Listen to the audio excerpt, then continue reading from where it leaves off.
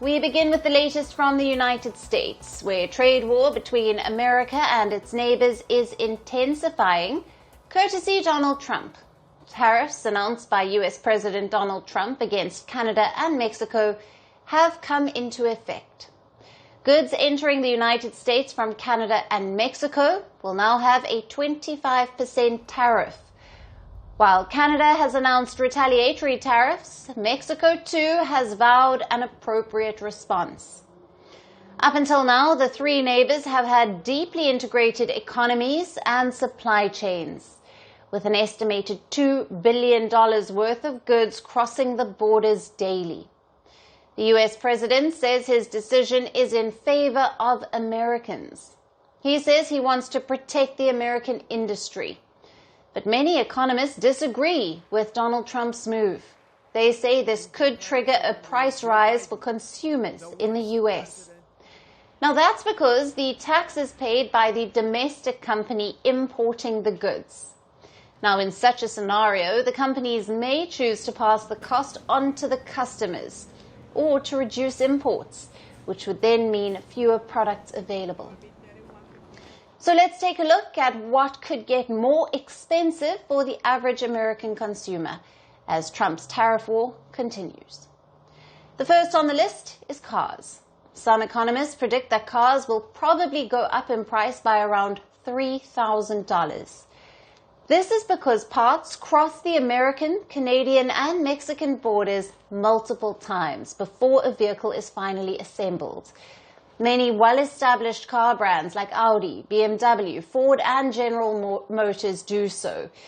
As a result of higher taxes on import of these parts to build the cars, the burden is likely to be passed on to the consumers. The next is alcohol, especially beer, whiskey and tequila. Popular Mexican beers, Modelo and Corona, could be more expensive for US consumers, or the companies importing them could cut down. Modelo became the #1 beer brand in the US in 2023 and has maintained its position so far. Industry bodies from the three countries say that certain brands can only be produced in their designated countries. So if the production cannot be moved, it would lead to a price rise. Now the third is houses. It's because the US imports about a third of its softwood lumber from Canada each year. This key building material would also be hit by Trump's tariffs.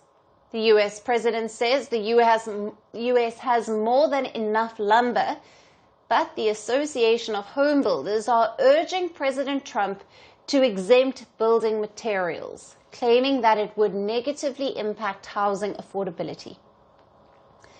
The fourth is probably the most obvious household impact when we talk of tariffs on Canada, and that's maple syrup. Canada's $1 billion maple syrup industry accounts for 75% of the world's entire production. Around 90% of it is produced in the province of Quebec, which also houses the world's only strategic reserve of maple syrup. Next, we come to fuel prices. Canada is America's largest foreign supplier of crude oil. Now, according to most recent official figures, 61% of oil imported into the US between January and November last year came from Canada. America does not have a shortage of oil, but the type its refineries are designed to process means it depends on the thicker crude oil, mostly from Canada and some even from Mexico. And lastly, but definitely not the least, avocados. One important food that Americans could see a significant price rise in. Avocados are grown primarily in Mexico due to its warm, humid climate. Mexican avocados make up nearly 90% of the US avocado market each year.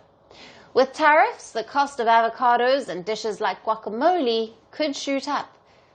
Now, it's not just Mexico and Canada. Donald Trump has waged the tariffs war against China too. And Beijing too is responding with reciprocal duties, which means the list of items getting expensive for average Americans is only going to get longer. There are a lot of other items too that the US imports from Mexico, Canada and China, and these include delivery trucks, insulated wires, computers, telephones, electric batteries, and broadcasting equipment.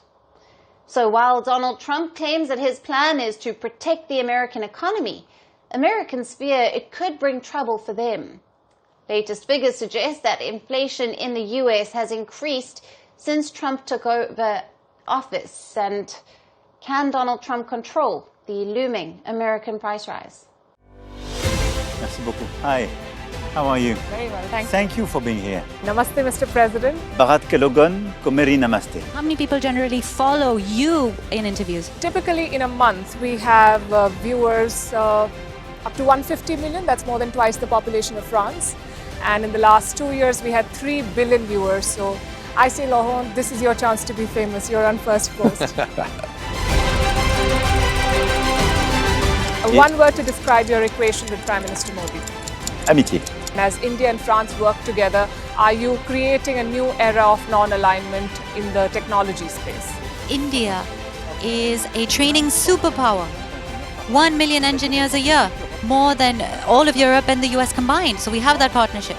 We have a partnership on the environment and the economy. We also have civilian nuclear programs. And that is something we've developed far beyond the France-India relationship. So we want to work together on AI. And then comes China with its DeepSeek, creating models at a fraction of the cost. Did that innovation take you by surprise? Did that breakthrough make you sit up and think, what did the Chinese do and how? But what did DeepSeek do? They took everything that was already available from the last AI model and then they recalibrated it.